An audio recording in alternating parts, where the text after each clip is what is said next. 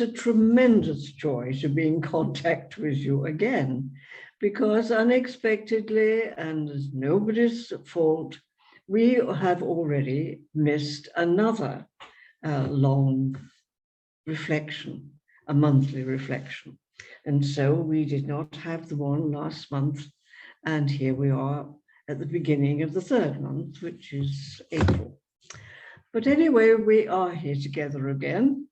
And I want to thank right at the beginning, Walter Pippik for his patience and his good humor, and also Sister Gita this time, who kept on putting in and pulling things out of plugs and pushing them in, and had a most enormous luck in getting me here to help put this video on today with Walter. So if you knew the difficulties that they face, trying to give you a picture and some sort of words that are intelligible and helpful, I think you would also be very grateful too. Of course, there are always people that think we should have a top mark in cinema, but you know, we are like you, people in the ordinary stress and strain of daily life, particularly in today's world. And so we're doing the best we can to be a genuine satsang. Satsang, the spontaneous coming together of those who are seeking truth, reality, life, and are wanting to help each other on the journey. So here's the satsang, meeting again and opening its heart to anybody else we can meet, once again through the media, online rather than face-to-face in Dikwele, because we are still fiercely shut down here in Austria. So here we are. But it is joy, and it brings great hope for the future that we can share like this, and that we can share with the world. We're not just a small group, you know, we're taking it for granted now that if we want to speak to a large crowd or somebody at the other side of the globe, there should be no reason why we can't do it. That's a tremendous gift which has come into the lives of all of us in more recent years. We take it too much for granted. So we can speak to practically anyone in the world, see them, hear them laugh, give a question and get an answer. Just to sit back from that truth, that everyday truth, as ordinary as the meal that we eat first thing in the day. Sit back and see the amazing wonder of every human being being able to do that if they're helped with the equipment. Okay, so here we are. So let's go. We are sitting in Austria, which is socially locked down. Our house of Dikwele is closed down. We cannot have people staying there. We can't invite people to come and have sessions with us there. We can't move out of Austria, and other people can't move in. In some cases, we can't move almost just across the road into Germany because we've crossed the territories into another locked down country. Now, this is a situation, a strange situation in which to be working. Well, perhaps it's not so strange. It's a situation in which we're working to come more together as one human family. And that's what we are. So this is our satsang, the spontaneous coming together of a group of people who know that we should be reaching out to each other, that this is what the purpose of life is, and the joy of life. And that is the satsang. We're seeking the truth of life, Sat. And we're meeting this way at the moment. We're walking together, reaching out to wider horizons, into the whole world, reaching out to the one family.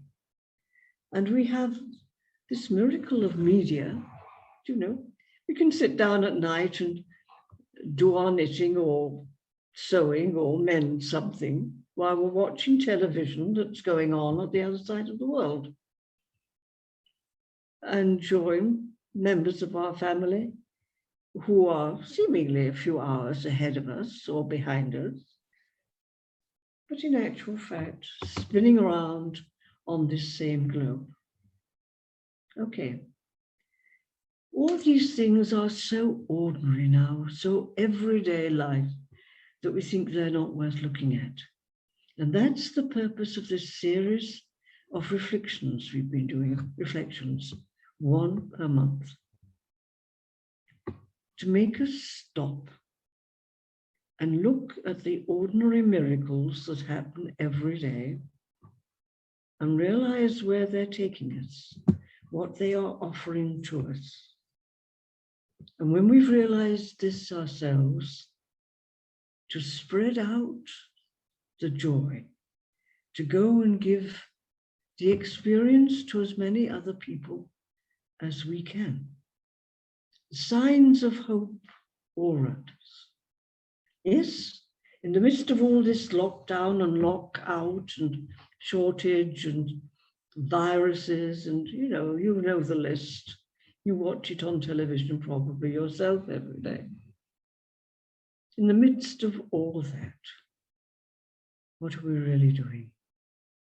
We're discovering ourselves as members of one family. And we're being reminded that this family is growing into maturity. Now, the last sharing of our last 2 monthly sessions have been on this sharing of the maturity of being human all around the world. Months of change. If we have a look back at them now, normally, as you know, at the end of 1 month's reflection together, we take time to go and think about it all again and to go out and share with friends and learn from them and their sharing. And we take as a theme just one change that has happened in my personal life during the last month, and one change that has affected the whole human family. So one with a big picture and one with a small one. 2 reflections per month. And we usually have a theme. It's not necessary that we all reflect on the same theme, but sometimes it's a help when we're moving away from the rush, the demands, the confusion, the pain and suffering of daily life, to have something to start off with, to reach out for. And so far on these series, the 4 we've had in this series, we looked first of all at journey. Life simply as a journey. We looked at the courage that brings to life within us. It needs tremendous courage to go carefully and willingly through the journey of life. All of us have to make it, and it takes courage. Then we went on to, change. Change of the life, it only lasts a few milliseconds and everything has changed. Everything is changing all the time. We looked at the milliseconds and we looked at the whole communication system that we've got now. Looked at it carefully again. So from the journey to the changes that go on in the journey, And then the fact that what keeps us safe on the journey is the fact that we have a very clear understanding of the purpose of life's journey. Why has it started and where is it going to? If you missed spending long enough on that reflection, it may be something you need to go back to. All the themes are helping us to mature on the innermost self, in our innermost selves. You know? It's not information we're looking for.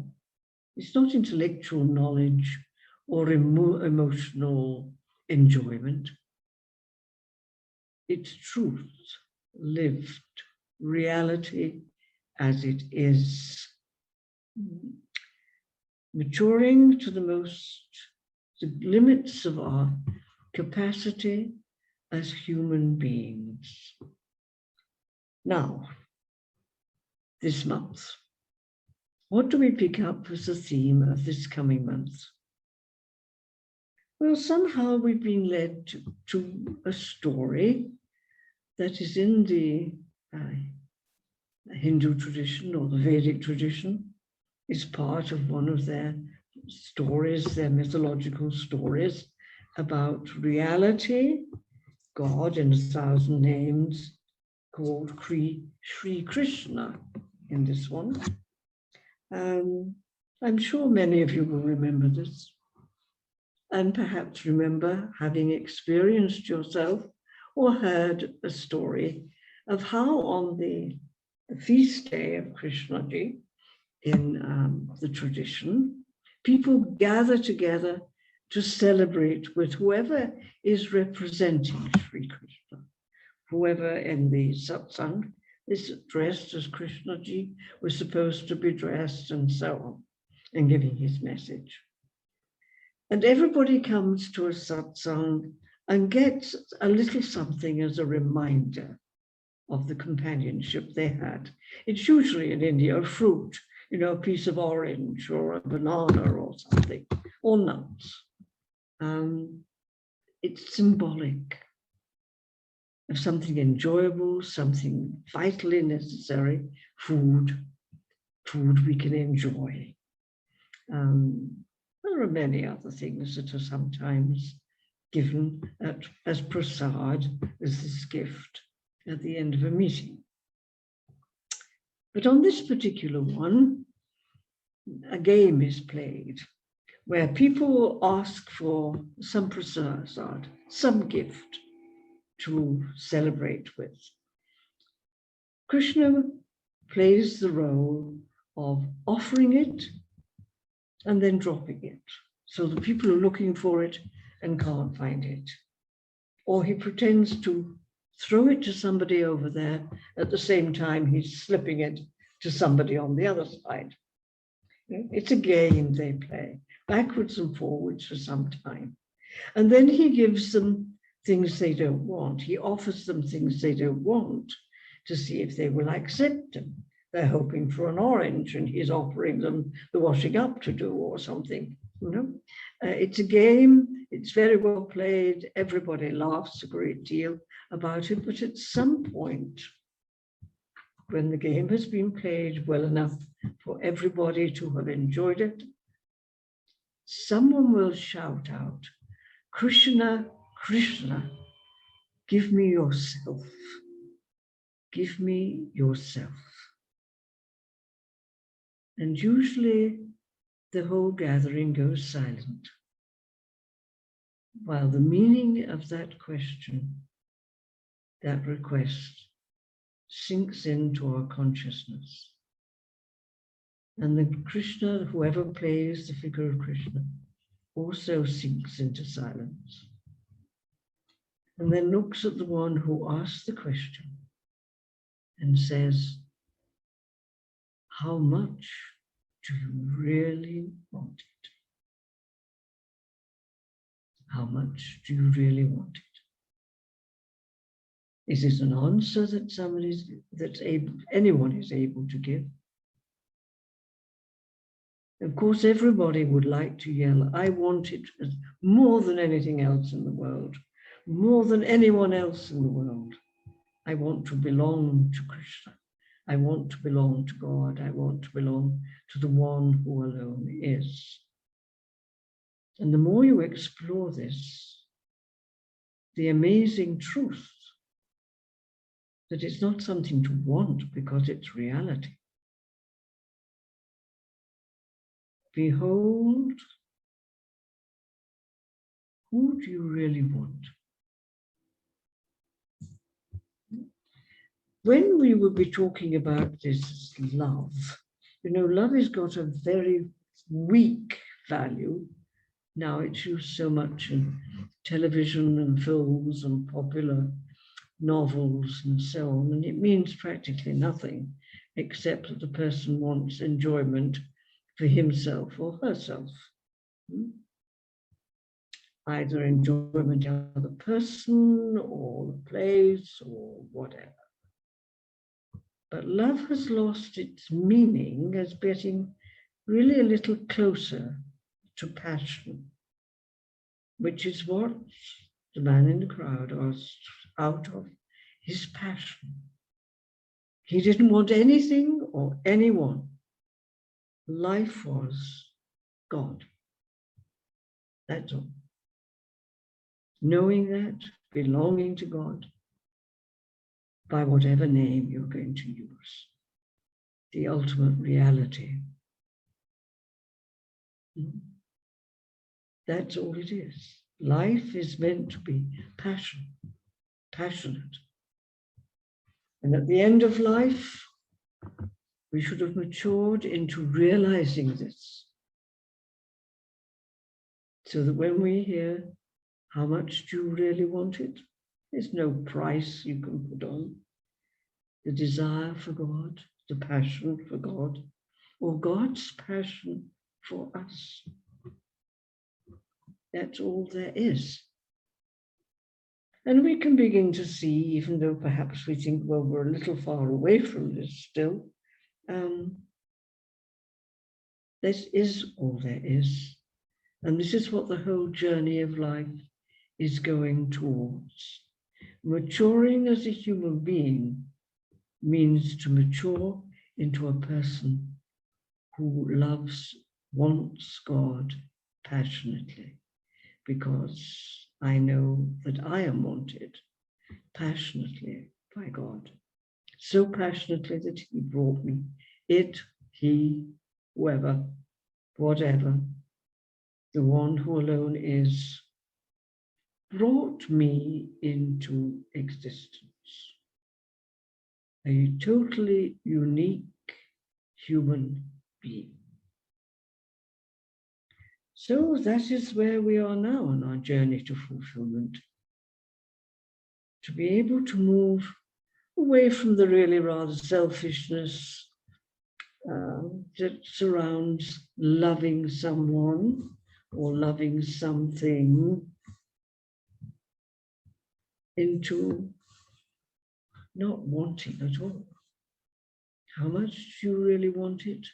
There's no question you can put a price on this experience. It is being, it is life. Give me yourself.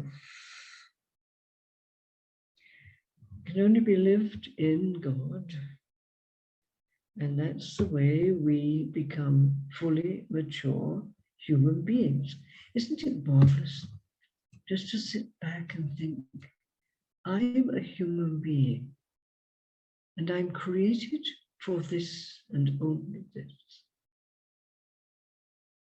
And just sit back. So the only thing now is go away and enjoy it. Not actually go away. It's much more a question of let's stay here. Let's stay at the truth, at the root, at the reality. Let it overwhelm us. Be. Be. And wherever you start with this month's reflection, wherever we start, we'll just be breathless with what it is calling us to. And of course, we don't do this simply for ourselves. We do this because we are members of the same human family. We are all of us human beings created for this purpose and traveling together, and therefore trying to help each other with the difficult parts along the road, where we forget why we're here and where we're going to. Helping each other. The satsang, the coming together, the spontaneous coming together to help and love each other, of those who are seeking the reality, the truth of this. I think we could have a really most wonderful month of reflection, and we can share it. Everybody needs to be reminded, to be supported in this journey to the fullness of life, into experiencing the passionate love of God, which just bursts, makes the same love in us, it's God's love in us, bursts into flame, if you like. We can't really go on, we could go on saying everything, but there's not really much point in going on to say anything else. That's really all there is. It's everything that there is. So, here we are, on the journey, with some work being done, some serious thinking and sharing having been done over the last few months. And now at this point, this should bring joy and hope to all of us and to all those we share with. So there's only one thing. We hope to see you for the reflection next month. Don't forget to use the media to get out to people, what we're reflecting on and what our experience has been, and give them the chance of sharing their experience with us, and therefore strengthening the whole family in life.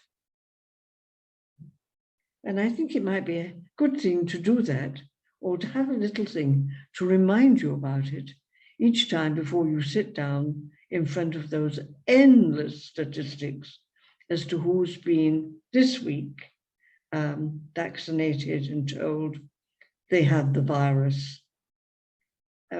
Hopefully, they're going to be the same people who will be told in 3 weeks' time the virus has passed on. Because the number of people who actually are told they are positive is much smaller, as you look at it, than those who actually die of this virus. And so we're back to everyday life and the way we look at the life we're living when we've stepped out of the usual habits we have and into the silence, allowed ourselves to be brought into the mystery of truth, of God, of reality. And the only thing to do then is just go and enjoy the months and share it.